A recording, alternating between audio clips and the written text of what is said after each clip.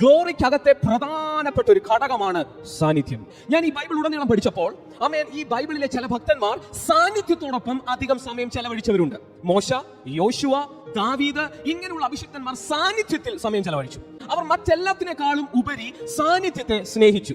ദൈവ സാന്നിധ്യത്തിൽ അവർ ആസ്വാദനം കണ്ടെത്തി. ദൈവ സാന്നിധ്യം അവർ ആഘോഷം ആക്കി.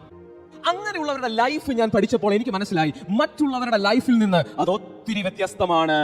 അവരുടെ ലൈഫ് ഒരു ഹയർ തലത്തിലേക്ക് ഉയരുന്നതായിട്ട് ഞാൻ കാണുവാനായിട്ട് ഇടയായിത്തീർന്നു. അവർ സാന്നിധ്യത്തിൽ സമയം ചെലവഴിച്ചത് കൊണ്ട് തന്നെ ആ സാന്നിധ്യത്തിൽ അടങ്ങിയിരിക്കുന്ന DNA-കൾ ഇവരിലേക്ക് പകരപ്പെടുകയാണ്. ആ സാന്നിധ്യത്തിൽ അടങ്ങിയിരിക്കുന്ന കണ്ടന്റുകൾ ദൈവത്തിന്റെ കണ്ടന്റുകളാണ്. ആ കണ്ടന്റ് ഇവരിലേക്ക് പകരപ്പെടാനായിട്ട് തുടങ്ങുകയാണ്. മോശ സാന്നിധ്യത്തിൽ 40 പകലും രാവും ഇരുന്നിട്ട് ഇറങ്ങി വന്നപ്പോൾ സാന്നിധ്യം തന്റെ മുഖത്ത് പറ്റിപ്പിടിച്ചു. എത്ര പേര് വിശ്വസിക്കുന്നുണ്ട്? സാന്നിധ്യത്തിൽ ഞാൻ സമയം ചെലവഴിച്ചാൽ സാന്നിധ്യം എന്നെ നിറയ്ക്കും. ഹല്ലേലൂയ. എന്നിൽ നിറഞ്ഞു കവിഞ്ഞൊഴുകും. ഹല്ലേലൂയ.